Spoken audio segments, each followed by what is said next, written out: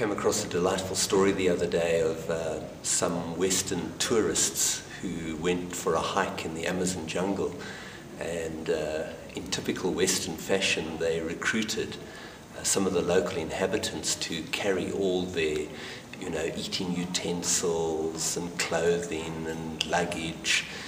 And this hike went on evidently for 7 days, and so each day they would push these local guys to carry the stuff from early in the morning till late at night. But on the last day of the hike, these guys wouldn't move. And so the Westerners said to them, why aren't you going to carry the stuff today? And these guys were just sitting down and they pointed to their feet and they said, no, we need to allow our souls to catch up with our bodies. I've thought about that sentence a lot. We need to let our souls catch up with our bodies. There was a book put out, it was about, I think, 10, 15 years ago, called Care of the Soul. It was a bestseller by Thomas Moore. And he says one of the big diseases of the 21st century is loss of soul. Loss of soul. We neglect our souls. And we see the symptoms of this loss of soul all around about us. When we neglect our souls, we live very empty lives. I was talking to a guy just the other day and he said, Trevor, I don't know what's up. I've got a wife, I've got kids, my job's going well, but something is missing. Something's missing. That's loss of soul. That's an empty soul, and we try to fill it with all kinds of things. We work harder, we drink too much, we buy the latest toys on the market, but still there is this emptiness of soul. I think when we suffer from soul neglect, our relationships also become very empty. If our soul is not rich, we have got very little to offer to those around about us. I wonder how many relationships have capsized because the people having the relationships have lost their souls. But then I think one of the greatest symptoms of loss of soul is that we have an empty relationship with God.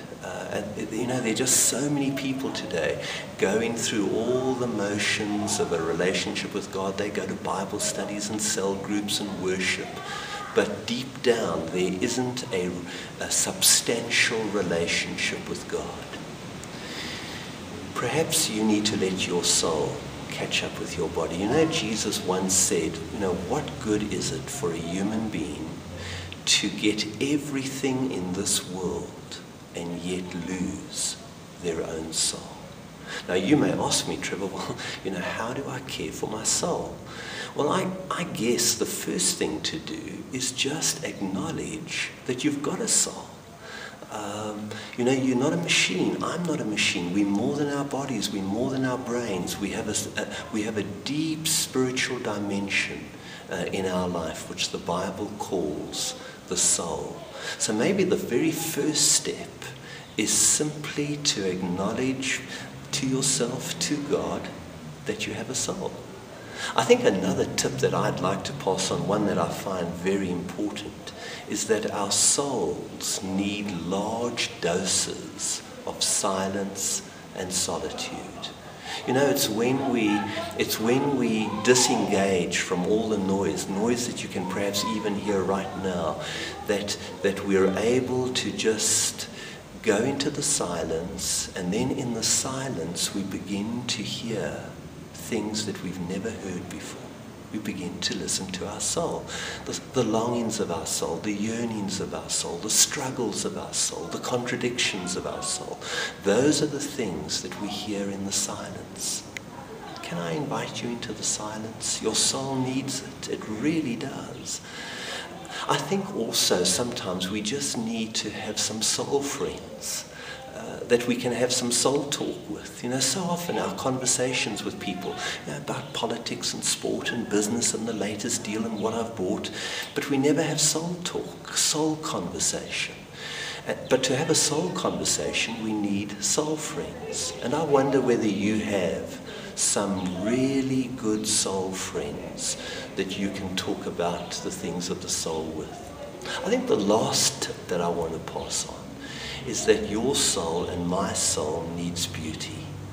It needs to be exposed to beautiful things. Now, I know that what's beautiful for you may not be beautiful for me, but we need to find things that are beautiful. Beautiful art, beautiful music, nature, creation. Almost every day at about 5:45, I go for a run by our local dam. The sun's going down.